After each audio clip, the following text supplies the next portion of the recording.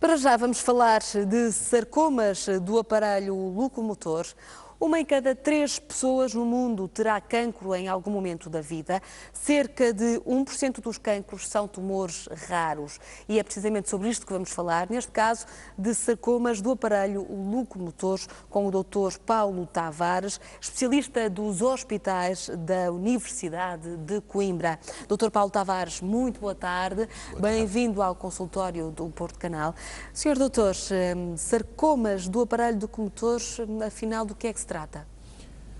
Sarcomas são, como disse, tipos de cancro raros, porque são cancros que se originam em tecidos derivados da mesoderme, ou seja, de os tecidos que não são os tecidos epiteliais.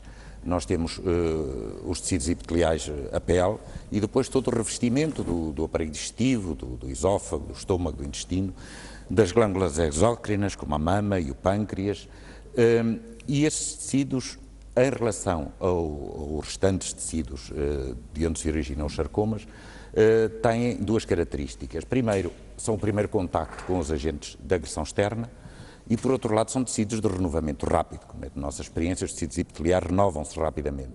Os tecidos mesenquimatosos, como os músculos, os ossos, as cartilagens, são tecidos muito mais estáveis e, portanto, têm muito menor tendência para cancerizar. Sim. Quando cancerizam, temos então os sarcomas. Sarcomas que genericamente se dividem em tumores de baixo grau de malignidade e de alto grau de malignidade. Os tumores de baixo grau de malignidade são tumores com muito baixo potencial metastático e que a sua solução passa por uma intervenção cirúrgica correta, feita por cirurgiões experimentados neste tipo de cirurgia. Sim. Os sarcomas de alto grau de malignidade são tumores que já exigem um tratamento multidisciplinar, que envolve, em primeira linha, e como talvez o aspecto mais importante, a quimioterapia e depois cirurgia e radioterapia também. E todos estes tratamentos têm que ser coordenados por uma equipa com experiência no tratamento do assunto. Claro que sim. Sr. doutor, falou-nos então da forma como se dividem os sarcomas. No entanto, são raros porquê? Conhece a prevalência? Há números estatísticos relativamente ao nosso país? Não temos estatísticas muito completas, mas temos, por comparação com estatísticas estrangeiras e com alguma ideia que nós vamos fazendo dos doentes que nos procuram, temos uma ideia que, por exemplo, em Portugal, por ano, em termos de osteosarcomas, teremos entre 15 a 20 casos, teremos para sarcomas de Ewing entre 8 a 10 casos e à volta de 150 a 200 casos de sarcomas dos tecidos moles. Estamos a falar de sarcomas de alto grau de malignidade. Sim. Portanto, são raros. Exatamente. E por isso mesmo é que não tem sentido a dispersão destes doentes por várias instituições. Porque o tratamento é complexo, o tratamento é relativamente caro e só uma equipa com experiência e treinada a trabalhar em conjunto é que consegue ter protocolos próprios e trabalhar da forma mais eficaz, com mais qualidade e, fundamentalmente, também mais barato. Doutor, nem sempre os sarcomas dão sintomas ou sinais. Como é que se faz então o diagnóstico? É verdade. Por vezes, o diagnóstico faz na sequência de um traumatismo e há alguma ideia dos doentes que o traumatismo tem alguma coisa a ver com o aparecimento dos cancros. Não tem, de forma nenhuma. Por vezes é que já lá estava o tumor e, por acaso, a pessoa faz um pequeno traumatismo nesse local e depois, ao levar lá a mão, ou palpar, ou ir ver como aquela lesão evolui, descobre uma tumoração, um alto, uma dor persistente e que depois levam a procurar o médico. Outras vezes são achados ocasionais em exames radiográficos que se fazem por outros motivos e que depois levam também a procurar um conselho mais especializado. Fundamentalmente, ou uma dor estranha, que não, por exemplo, nos ossos, que não é relativamente a uma articulação, uma dor que é mais noturna do que diurna, uma dor progressiva, e para a qual não haverá uma causa aparente, ou então o aparecimento de uma tumoração, de um alto, de qualquer coisa que está a crescer, que é especialmente preocupante quando as suas dimensões ultrapassam os 5 centímetros, que é mais ou menos a dimensão que esse tipo de tumores devem levar a uma referenciação rápida para um centro especializado. Na maior parte dos casos, os altos que aparecem às pessoas, as tumorações, não serão sarcomas, não é? Isto para deixar os espectadores mais descansados. Sim. Mas devem ser investigados por uma equipa experiente e que consiga rapidamente ou descartar a hipótese, que não é, ou, se for, iniciar um tratamento correto desde o princípio. Ou seja, após o diagnóstico faz-se o estadiamento Exatamente. da doença. O diagnóstico passa essencialmente pela biópsia. Sim. Biópsia que deve ser feita pela equipa já especializada, porque uma biópsia feita por alguém com menos experiência pode comprometer a cirurgia definitiva e todo o tratamento do doente e, por vezes, comprometer a própria salvação de um membro. Só a equipa que irá operar definitivamente é que deve realizar a biópsia. Depois de obtido a característica histológica e de sabermos que aqui há um tumor de alto grau, é importante a seguir fazer o estadiamento, ou seja, saber o grau de invasão local que aquele tumor tem e o grau de invasão sistémica, Sim. se já há metástases visíveis ou não.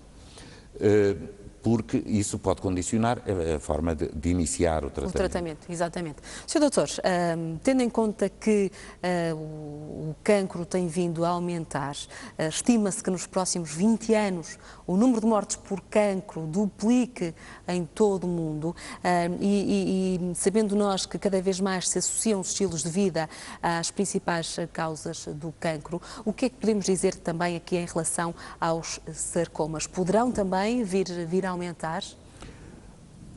Ora bem, por um lado, o cancro, de facto, parece que tem aumentado e há números que apontam para isso, mas a população está também a durar mais tempo, temos uma maior quantidade de população mais velha e, à medida que a idade avança, há mais propensão para as células se alterarem e entrarem em processos cancerosos.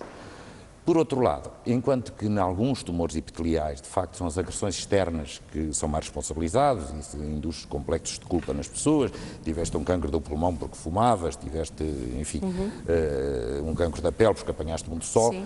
aqui nos sarcomas, tirando as radiações ionizantes... Não se conhecem os seja, fatores de risco? não há propriamente assim tipos de vida ou comportamentos que resultem em sarcomas. Não se conhecem ainda os fatores de risco, no entanto, há estudos nesse sentido e investigações que decorrem nesse claro sentido. Sr. Doutor, relativamente ao tratamento, já nos falou das opções de tratamento, da abordagem multidisciplinar. Relativamente ao tratamento farmacológico, sei que há novos medicamentos a serem testados. Temos, enquanto que para os cancros epiteliais, cancros da mama, cancros do pulmão, os cancros digestivos, é muito fácil, faça um medicamento novo, fazer um ensaio clínico grande, com centenas de doentes, ou às vezes até milhares, e chegar a conclusões rapidamente de qual é o melhor tratamento e qual é o melhor protocolo. Nos sarcomas, devido à sua raridade, isso é mais complicado. Está a haver um tumor que em Portugal aparece em 10 casos por ano, é muito complicado chegar-se a uma conclusão de qual é o melhor tratamento. Exatamente. E este problema ainda é agravado porque depois, histologicamente, há vários subtipos de cada um dos sarcomas, o que vai ainda complicar mais. De maneira que, enquanto que o tratamento do cancro da mama, por exemplo, é uma questão bem padronizada em todo o mundo, o tratamento dos sarcomas é mais difícil. Há também menos investimento em indústria farmacêutica. Não é atrativo gastar milhões a descobrir um medicamento que depois vai ser usado em 10 doentes em Portugal, por exemplo, porque isso depois não rentabiliza a investigação farmacológica. No entanto, vão aparecendo de vez em quando algumas novidades e estamos neste momento entusiasmados com um medicamento de origem marinha que é uma empresa espanhola que se lembrou, tal como há 20 anos andaram os cientistas na Amazónia e conseguiram descobrir alguns medicamentos para o cancro de facto interessantes. Como a superfície da Terra já está relativamente bem estudada, lembraram-se de procurar no mar, quer em termos de bactérias, quer em termos de algas, quer em termos de animais marinhos, e a grande parte da superfície do planeta está coberta de água e haverá muita coisa no mar para descobrir e já estão a descobrir algumas coisas. No caso dos sarcomas já temos comercializado um medicamento, a trabectadina, que está a ter de facto resultados muito bons, ou seja, está a ser eficaz em doentes que já estavam resistentes a todos os outros citostáticos conhecidos. E que aumentam a qualidade de vida Sem dos dúvida doentes. nenhuma. Temos neste momento doentes que estão vivos, que não estariam se não existisse a trabectadina no mercado. Doutor, de facto estes são doentes que precisam de cuidados especializados e de centros de referência. Em Portugal, a unidade que existe há mais de 30 anos e com mais experiência é a unidade de tumores do aparelho locomotor dos hospitais da Universidade de Coimbra. Para além desta, que outros centros é que existem? Em Portugal, uma unidade organizada, com as pessoas a trabalhar em articulação e em presença física próxima e dedicada a sarcomas, eu não tenho conhecimento que existam.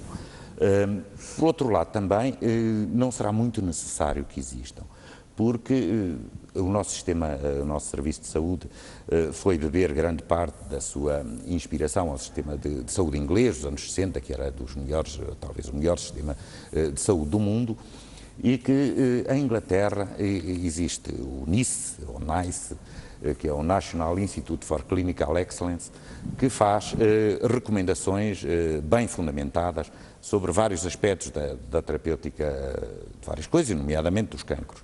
E eles chegaram à conclusão, e isso está também bem fundamentado, de que deve haver um centro, uma unidade deste tipo para cada 50 sarcomas ósseos e 150 sarcomas dos tecidos moles, mais ou menos. A Inglaterra, que tem 50 milhões de habitantes, existem 2 centros.